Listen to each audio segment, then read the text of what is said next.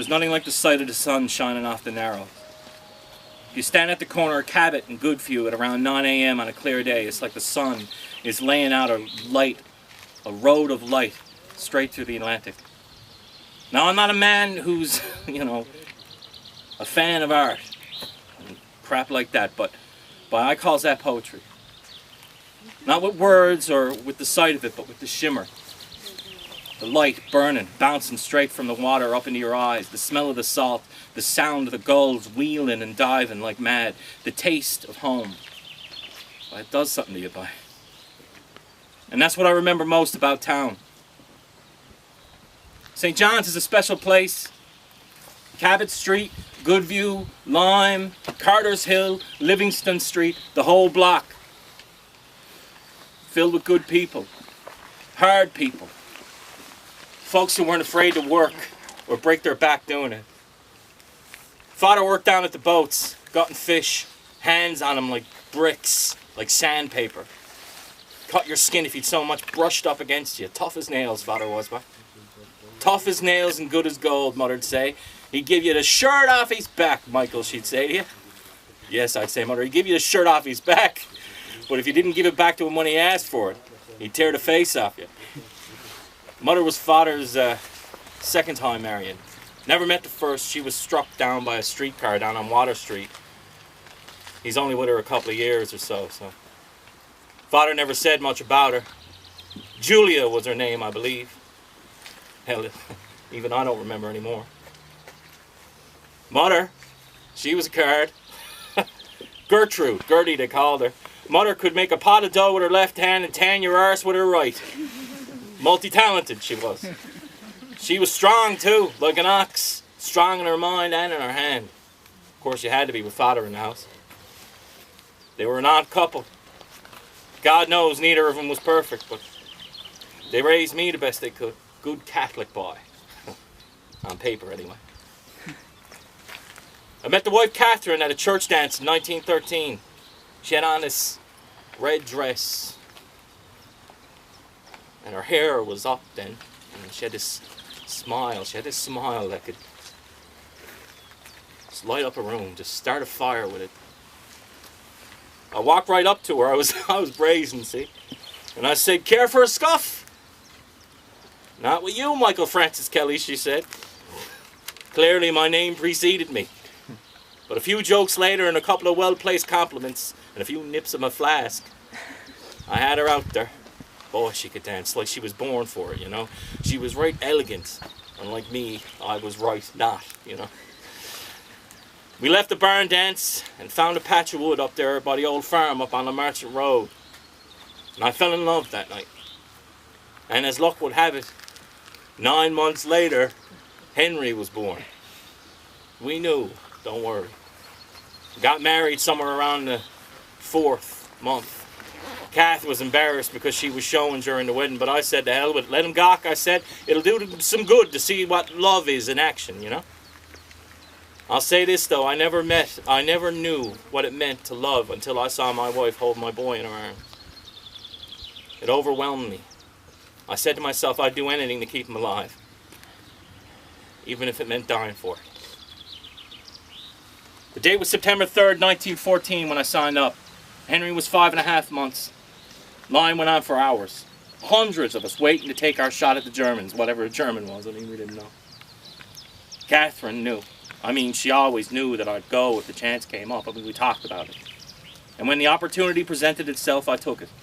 There was nothing for me in town. I had a son. I needed to be able to provide for him. And for Catherine.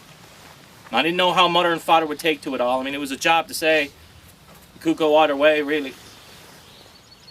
After I told them I was signing up to go over, Mother must have cried for 2 days straight. I'm part of the first ones, man. There's 500 other fellas just like me. It's not like I'm going to be alone.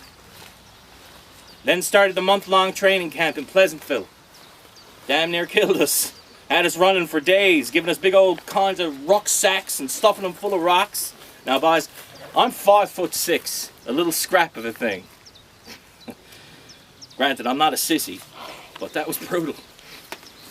Me and the boys made out okay with the odd game of crib, scatter scrap in the mess hall, bunch of hooligans. We got paid pretty good, $1 a day. I took 80 cents of that and I put it away for Catherine and the boy, you know, just in case. The Florizel left for the war a week later. Mom and Dad, Catherine and Henry walked me down to the water. There were people everywhere. I've never seen so many people. A lot of boys were from the Bay, and they'd been staying in strangers' houses here in town. Now, no family to see them off or anything, but the size of the crowd down there by the boat that day was enough to put anyone at ease. Packed to the gunnels, old man. And when we got down there, I turned to Father, and Dad shook my hand and nearly tore it clean off. Told me, don't go getting in any trouble. I won't back. When have you ever known me to get in any trouble, Dad? He smiled, threw me a wink. Mom just hugged me, crying still. I hugged Kath with such might I almost popped her head off. I gave her one last sniff. She had some smell about her, boss. I mean, she was perfect, right? In every way, she was... I kissed the young fella on the cheek, and I made my way for the boat. And that was it. The last image I caught of Dad walking away with Mom and Catherine holding Henry there on the gangway, watching us get aboard. We went down to the bows of the boat and waited for her to lift anchor.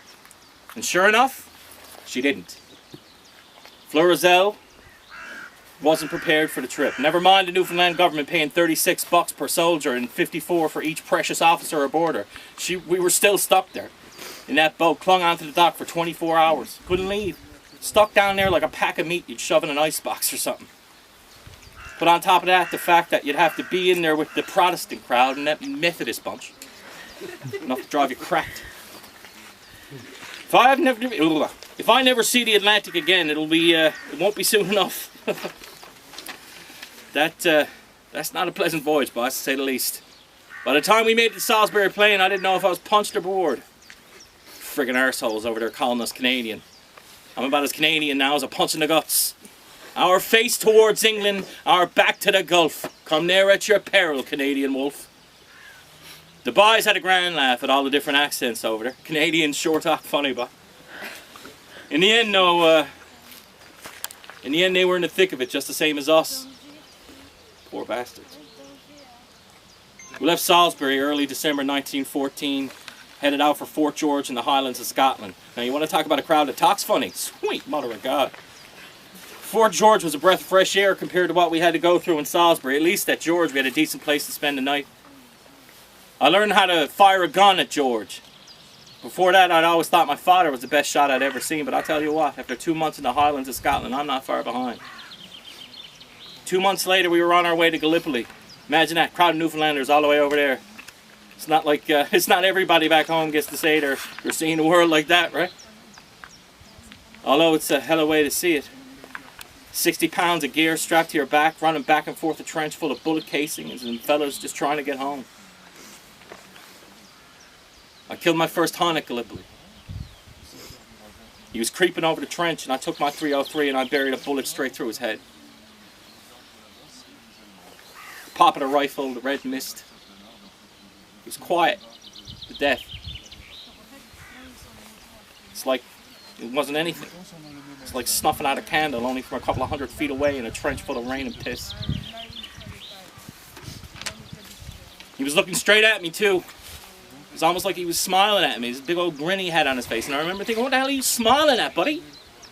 Nobody should be smiling here. They gave me a promotion for that. Killing that German, a couple of dozen more. Got a prize for it. Lance Corporal Michael Francis Kelly, killer of the Hun. Didn't even sound right saying it out loud. Promotion also got me the hell out of Gallipoli. And I was glad. Trenches were disgusting. I mean, the smell of death and fuel and everything else. And once we landed in France, I was promoted to sergeant on June 9th. Boys riled me for a couple of nights. And they were good lads, you know. Even the dirty prods, black as they were. It was all a little quick for me. No time to think about anything. You know, on to the next deployment. And we were in a stalemate with the Germans. The Brits were getting antsy, I guess, and wanted to make changes, I suppose. Anyway, we were always the last to know, so... The order come down that we were going to start the advance towards the Somme Valley, towards Beaumont Hamel. 2 weeks later we arrived. and we started pelting the Germans with every piece of artillery we could muster. 1,732,873 shells were fired in 1 week alone. Fritz was getting unloaded upon by a bunch of homesick soldiers who wanted nothing to do with trenches anymore. The idea was to destroy the front lines and the barbed wire trenches that the Germans were dug into. What we didn't know was that many of our shells were off the mark or didn't explode. The offensive had little effect on the German lines. Our assignment on the first day was simple: take over the trenches near Hamel. Us Newfoundlanders were to empty our support trenches and bring it up to the 86th and 87th Brigade. It seemed simple enough at the time. And then all of a sudden, boom. 7:20 a.m., July 1st. I heard the loudest noise I ever had thought possible. It cut through the humming drone of bullet fire, the sound of 18,500 kilograms of explosives planted in Hawthorne Ridge near enemy strongpoints. After the explosion, the brigades had 10 minutes to reach the crater left by the explosions. The Germans were ready for us, though, and by the time the brigade reached the ridge, it was already too late. If you stopped at that moment and listened, the noise from the guns could have woke the world.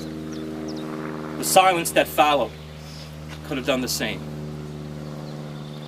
We were all terrified because we knew that we were next. The trenches by that time were filled with bodies and the wounded. We couldn't move. And that's when the order came to forget about the trench system and to move over land. No man's land, they called it. 250 meters of open space. That's all we needed to travel through. However, the barbed wire was cut too small. You couldn't get through easily. You'd had to crawl over the dead to get out.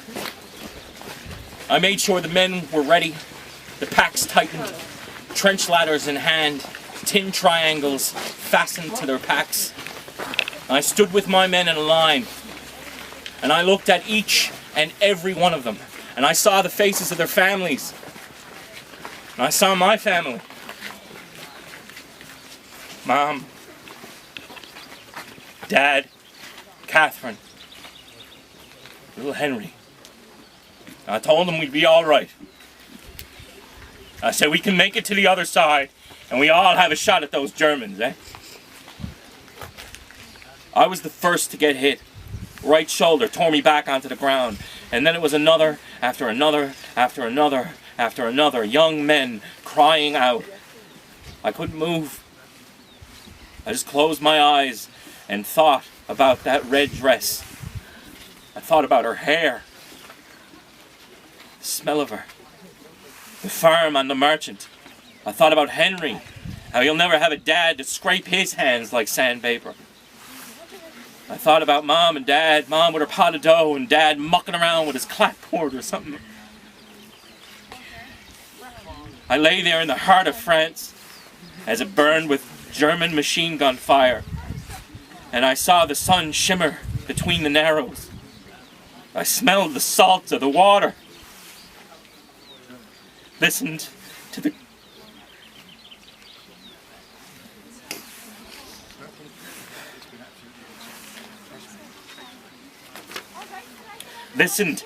gulls dance beautifully above the harbor and tasted a memory of home.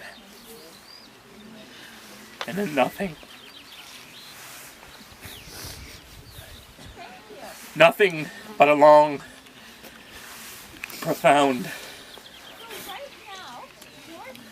silence.